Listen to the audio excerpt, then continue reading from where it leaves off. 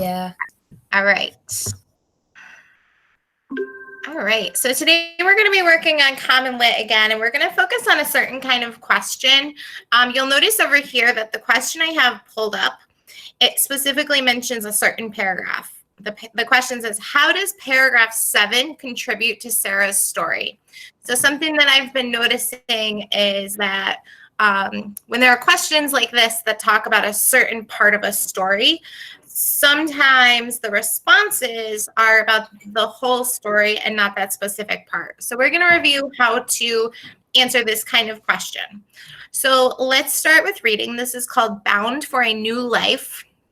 The intro here that gives us a little background. It says Jamestown in Virginia was the first permanent English colony in North America. And fun fact, on this day in history was the day that the first colonists arrived at Jamestown.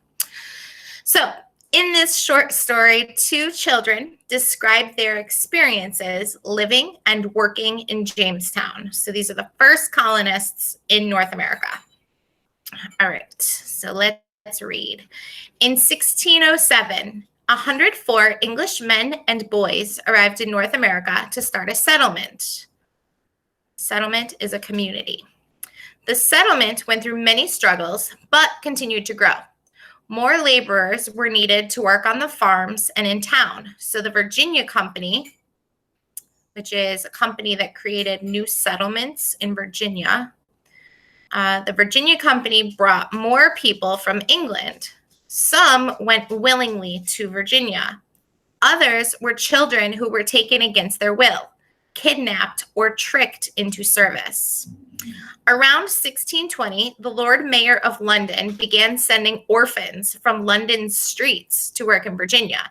Here are the tales 2 of those children might have told. Robert's story. By the time I was 12, both my parents were dead. Soon, I was living on the streets of London, begging for food. One terrible night, 2 men grabbed me and told me I was going to Virginia, like it or not. The men said that children like me were a disgrace to London, something that causes a loss of respect. So the men said that children like me were a disgrace to London, that our city was too full of orphans begging and stealing on the streets. The planters in Virginia needed workers, so we were being rounded up and sent to Jamestown to work for the Virginia Company. That meant that I would be bound to work without pay until I turned 21. His words sent fear through my heart. The other man explained that I would work in the tobacco fields or learn a trade. Then, after I'd served out my term, I'd be free. He said that hard work would keep me out of trouble. When I arrived in Jamestown, I worked for the Virginia Company. If you work hard and serve us well, they said, we will treat you fairly. But if you are lazy or dishonest, or you try to run away, your life will not be easy. Life in Virginia was even harder than I had imagined. I worked from dawn to dark, planting and weeding tobacco.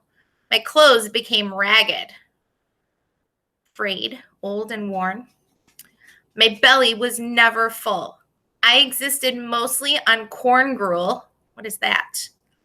Corn that is boiled in milk or water, similar to grits or mush. Yuck. So I existed mostly on corn gruel, peas, and a little bread. Many other servants died from heat and disease, but somehow I survived. Today, I turned 21. At last, I'm a free man. The company has given me the 50 acres of land they promised me. I am luckier than many. The company worked me hard, but I also learned woodworking skills. Carpenters are in great demand here, so I'm sure to find employment. After 9 long years, I finally have hope for my future. Sarah's story. In London, my family was poor. One day in 1622, when I was 14, a man offered me a chance to sail to America. America is the land of opportunity for a poor girl like you, he claimed. Just work a few years in Virginia to pay for your passage on the ship, and then you'll be free to make your own life. I listened, thought, and finally decided to sign the papers. The agreement was called an indenture. It meant that I was bound to work for 7 years in exchange for food and shelter. I was ready for a new life in Virginia. Some opportunity. I had signed up for a chance to work my fingers to the bone in Jamestown. For 7 years, I cleaned and cooked, washed and mended. So repair. Mended is repair. So I washed and mended.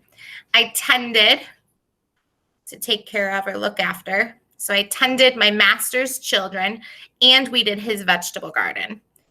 His wife was a mean-spirited woman who beat me for the smallest mistake. Now, at last, my term of service is over. I have married a man who was also indentured. Now we have our own farm near Jamestown. I guess America is a land of opportunity after all. Okay, so we just heard about 2 experiences that children may have had going from England over to Virginia. Let's revisit this question. How does paragraph 7 contribute to Sarah's story? So this word contribute, that means basically, why is paragraph 7 important and what does it do for the story? Why is it there? What is the author showing or telling us in that paragraph? That's what contribute is. A contribution is something you give. So why is the author giving us paragraph 7? So let's go find it. You have to go back and revisit that paragraph. A cool feature in Common Lit, if I click on paragraph 7, it jumps me right there and highlights it. Okay, so let's reread this paragraph. We're thinking about, why is it here? In London, my family was poor. One day in 1622, when I was 14, a man offered me a chance to sail to America. America is the land of opportunity for a poor girl like you, he claimed. Just work a few years in Virginia to pay for your passage on the ship, and then you'll be free to make your own life. Okay, so I noticed a couple of things here. I noticed that the word poor was repeated in that paragraph. I also noticed that this man is talking about opportunities and making your own life. So she's poor. He's offering her opportunities and a way to make her own life. So now let's look at our choices. Why is this paragraph important to the story? Does it show that Sarah is not close with her family? Well, if I look back at this paragraph, it didn't really mention anything about her family except that they were poor. It doesn't talk about their relationship at all. So it doesn't look like it would be A. B, it suggests that Sarah has visited America before. Well, it doesn't really say anything about her being there. The man is telling her about it like she didn't really even know about it. So I wouldn't think that she had already been there. Okay, C. It shows how Sarah was talked into going to America. So if I revisit the paragraph, is this about someone talking her into going? It seems like it because he's telling her about the opportunities and what could happen for her if she agrees to go. So that seems like a really good option, but let's just check our last choice just in case. It suggests that the man is going to be a main character. Well, a main character is someone that's really important to the story. He's offering her a really good opportunity, but it doesn't really give me any hints that he's going to be in the rest of the story. It just, he's just telling her something. There's no clue that we're going to see him again in the story. So it looks like choice C is our best option for this question. She is being talked into going to America. Okay, so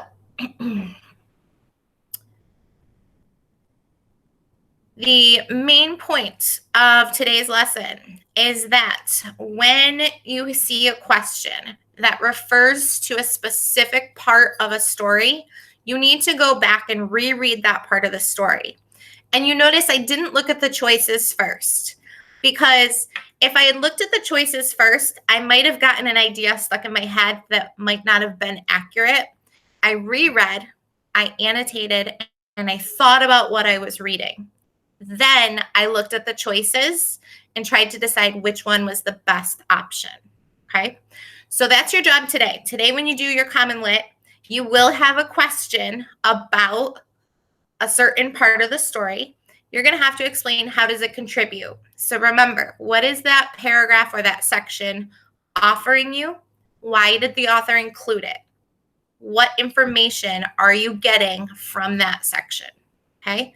Don't forget your responses on Common Lit need to be written in a RACES format. You need to have text evidence.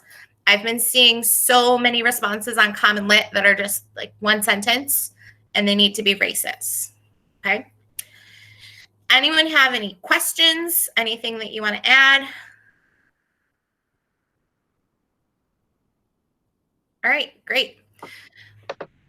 I would say since we have about 15 minutes before math group starts, right now would be a great time while it's fresh in your brain to work on your Common Lit article. Yep, I was just going to say that. Yep. And then you can ask us questions after math group. You can stay on and ask us questions about the article or math or anything. Yep. Do we have to do marginalia? So what you should be doing, Zach, is whenever you read, you should always use marginalia, but especially when you see a question like that, like the one we just went over, you notice that when I went back to that paragraph, I did a lot of highlighting and annotating in that area. So it's helpful to do marginalia while you're reading the whole article, but then when you go back to answer specific questions, annotate the clues you see that help you answer each question as well. Okay? That was a great question, Zach. Yeah, really good question. All right, go give it a try and we'll see you for math. You got this. Get it done.